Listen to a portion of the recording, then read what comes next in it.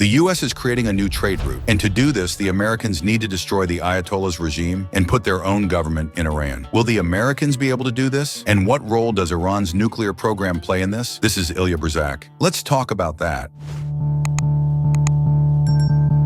So Trump announced that the United States is creating a new trade route that starts in India, goes through the Strait of Hormuz, the Emirates, Saudi Arabia, Jordan, Israel, and reaches Europe via the Mediterranean Sea. The U.S. has already held about a dozen labor-intensive meetings, including dialogues at the highest levels. Indian Prime Minister Modi has also held meetings with the French and a joint meeting with the U.S., Europe, and Saudi Arabia at the G20. And after much discussion, they agreed to work on a new trade route that would include sea routes, railroads, and roads. Economists estimate that such a route is 40% faster and therefore cheaper. But that is not the main thing. The main thing is that the Americans want to control this entire route. So presumably everyone else will depend on them, including, of course, China.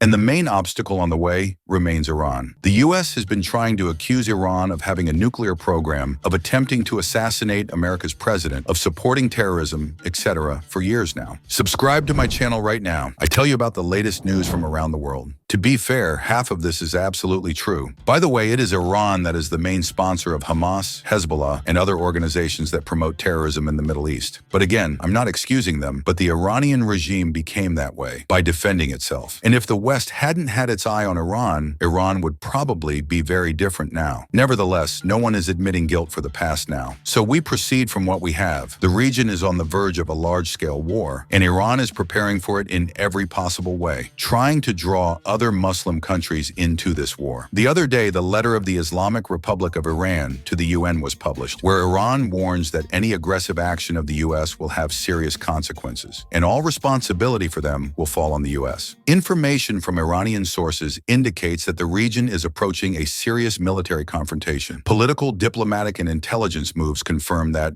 key players are preparing for an escalation of the conflict. Iran is actively negotiating with Muslim countries in an attempt to coordinate strategy. And Washington is frantically supplying heavy weapons to Israel, indicating preparations for a large-scale military operation. Israel's security ministry announced the arrival of a shipment of bombs that the Biden administration had previously refused to give Israel. Trump reversed that decision, and 1,800 Mk-84 bombs are now destined to spread love, democracy, and justice throughout the Middle East. So it is clear that the U.S. and its allies are creating conditions for a new round of escalation, seeking to change the strategic balance in the region. In turn, Iran assures that it is ready for any scenario, relying on its satellites, of which there are not so many left, and on its military power. And today, the only question is who will make the first step and when this conflict will start. And what do you think about it? Write in the comments. The U.S. is already looking for any excuse for the conflict. U.S. Secretary of State Marco Rubio, who was in Israel on an official visit, said that Hamas can no longer continue to exist either as a military or governmental structure. Hamas cannot continue as a military or government force. He said as long as Hamas retains its ability to rule, control, or threaten with violence, there will be no peace. They must be eliminated and destroyed. Although a senior Egyptian source who has had time to speak to several media outlets in recent days says Hamas is committed to all three phases of the deal and will not take part in the governance of Gaza after the war ends. That Hamas are unconditional terrorists is a fact, and there is no justification for what they are doing to Israeli hostages. But in the context of the rhetoric, Americans will tie Hamas to Iran one way or another, and ultimately blame Iran for all the troubles. The following statement from the U.S. Secretary of State, quote, Iran is the main source of instability in the region. Behind every terrorist group, behind every act of violence, behind every destabilizing activity, behind every element that threatens the peace and stability of the millions of people who call this region home, is Iran. And when I say Iran, I mean the Ayatollahs, the ruling regime. The people of Iran, by the way, do not support that regime. They are themselves its victim. End quote. And of course, to prevent Iran from becoming even more powerful, the U.S. cannot, under any circumstances, allow the Iranians to develop nuclear weapons, because a nuclear Iran will become invulnerable to pressure in any actions. And naturally, the U.S. will use Israel to fight Iran. They give the Israelis weapons, money, and technology in every possible way, and they would like to have more countries like Israel in the Middle East, and believe the world would then be a safer and better place. Is Iran a key factor in the destabilization and warfare in the Middle East? Absolutely. Is the West to blame? Certainly part of the blame lies with it.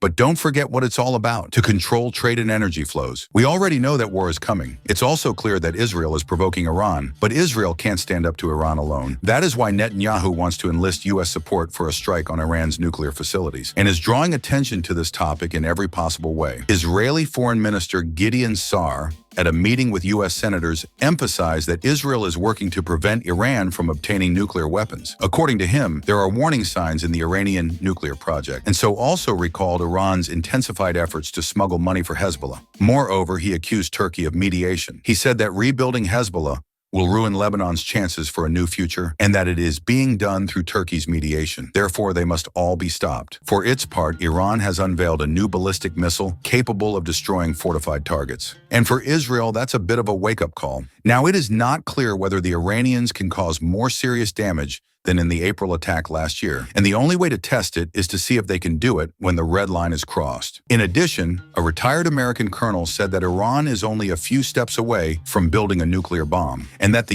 U.S. is unlikely to support an Israeli attack on Iran's nuclear facilities. After all, if such an attack is not successful, both America and Israel will show that they are incapable of causing serious damage. And this is a direct blow both to their reputations and a signal to the rest of the states. Besides, after a failed attack, there will be a very serious response from Iran and its satellites for Israel. That's why the U.S. wants to neutralize them first. The Yemeni Houthis have already been declared a major challenge to global trade and freedom of navigation. They are called jihadists, and the same Israel is calling for a regional and international coalition to defeat them. And the U.S. has even prepared a plan to destroy the Houthis, and again called them Iran's military wing in Yemen. In fact, they are. But the fact of the matter is that for the U.S., Iran will always be the extreme. The U.S. administration has been negotiating to join a number of countries affected by maritime trade terrorism by the Houthis since October 7, 2023. The report also said that Trump is pushing for the plan to be implemented as soon as possible, and argued that it is impossible that until today, the nations of the world have allowed such a primitive tribe in Yemen to determine the rules of maritime trade in the Red Sea and Gulf of Aden through terrorism, to which the Houthis, as usual, justify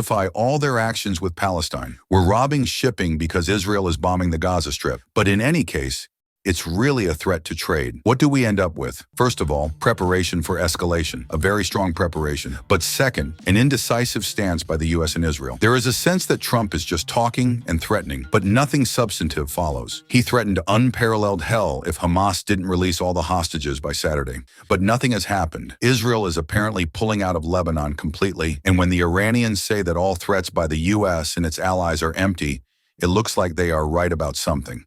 But in any case, there is escalation. It is, as we can see, very serious. And whether the U.S. will succeed in stopping Iran's nuclear program is a big and controversial question. Write in the comments what you think about it. Boosty and Patreon for those who want to support the channel.